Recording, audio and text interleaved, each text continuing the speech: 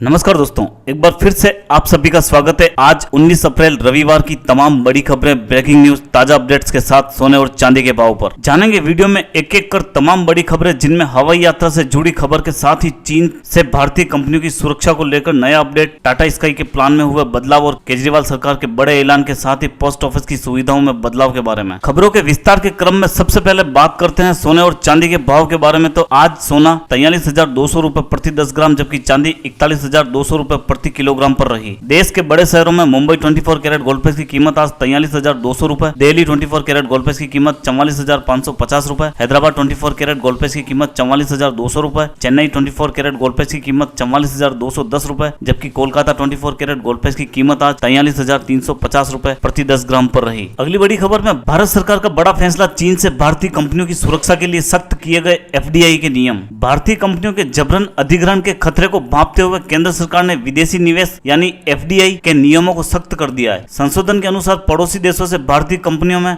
FDI निवेश के लिए अब सरकारी अनुमति की आवश्यकता होगी। यह उन सभी देशों पर लागू होगा जो चीन के साथ, भारत के साथ भूमि सीमा साझा करते हैं। अब चीन समेत सभी पड़ोसी देशों को भारत में निवेश के लिए मंजूरी लेनी होगी। अगर कैबिनेट किसी सेक्टर में FDI की सीमा तय कर देती है और साथ में यह कहती है कि FDI ऑटोमेटिक रूट के जरिए नहीं आएगा, तो फिर इसके लिए सरकार की मंजूरी लेनी होती है। सरकार की मंजूरी का मतलब है कि जिस सेक्टर में सरकारी रूट के जरिए विदेश से पैसे आने हैं, उस सेक्टर से जुड़े मंत्रालय से इसकी मंजूरी लेनी होती है। अगली बड़ी खबर में संक्रमण से शुरू हुई बदलाव की कहानी। 2025 तक TCS यानी टाटा कंसल्टेंसी सर्विसेज के 75% लोग करने लगेंगे वर्क फ्रॉम होम। वर्तमान के संक्रमण को देखते हुए दुनिया में बदलाव की कहानी शुरू हो चुकी है। भारत की सबसे बड़ी IT company Tata consultancy services 2025 तक वर्क फ्रॉम होम के प्लान पर काम कर रही है। कंपनी के शीर्ष अधिकारियों ने कहा है कि TCS 2025 यानी अगले 5 साल तक कुछ इस तरह से प्लान करेगी कि उसके सिर्फ 25% कर्मचारी ही दफ्तर में मौजूद हों। इस प्लान से वह ज्यादा प्रोडक्टिव हो पाएगी और कर्मचारियों का समय भी बचेगा। अगली बड़ी खबर में कब से शुरू होगी हवाई यात्रा, एयरलाइंस कंपनियों ने बताई टिकट बुक करने की डेट। सरकारी क्षेत्र की विमान कंपनी एयर इंडिया ने लॉकडाउन के बाद अपनी सेवाएं शुरू करने के बारे में जानकारी दी है। शनिवार को एयर इंडिया ने बताया कि 1 अप्रैल से वो अंतर्राष्ट्रीय उड़ान के लिए टिकट बुक करना शुरू कर देगी। सरकारी एयरलाइंस ने यह भी बताया कि लॉकडाउन खत्म होने के ठीक अगले दिन यानी 4 मई से कुछ घरेलू रूटों के लिए टिकट बुक करना शुरू कर देगी।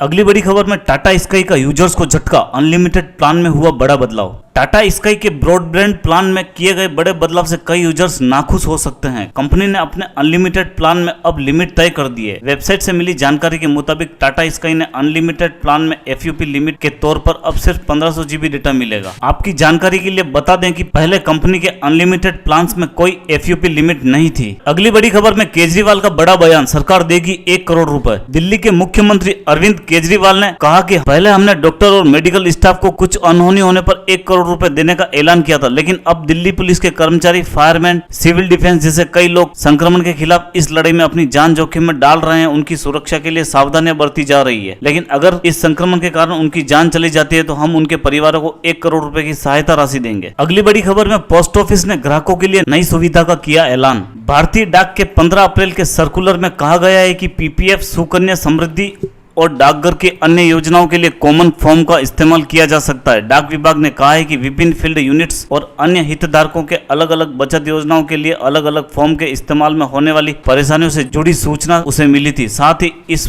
फॉर्म्स की प्रिंटिंग, खरीद और डाकघरों में उपलब्धता सुनिश्चित करने में दिक्कत आ रही थी। इन दोनों चीजों को ध्यान में रखते हुए यह फैसला लिया गया है। अगली बड़ी खबर में संक्रमण के बीच दुनिया के सबसे अमीर आदमी को हुआ 1.84 लाख करोड़ रुपए का फायदा, खरीदा करोड़ों रुपए का मकान। दुनिया के सबसे अमीर शख्स और अमेजन के संस्थापक जेफ बेजोस ने एक और नया घर खरीद लिया है। न्यूयॉर्क स्थित 3000 स्क्वायर फुट के इस अपार्टमेंट के लिए जेफ बेजोस ने कुल $16 मिलियन यानी 12.24 करोड़ रुपए खर्च किए हैं। पिछले साल ही उन्होंने इसी जगह पर $80 मिलियन का एक घर खरीदा था। तो दोस्तों, इसी के साथ खबरों का सिलसिला यहीं समाप्त करते हैं। अगर आप हमारे चैनल पर पहली बार विजिट कर रहे हैं तो आप हमारे चैनल को सब्सक्राइब कर लें, साथ ही बेल का आइकन भी दबा दें, जिससे आने वाली हर बड़ी खबर सबसे पहले आप तक पहुंच सके। धन्यवाद दोस्तों।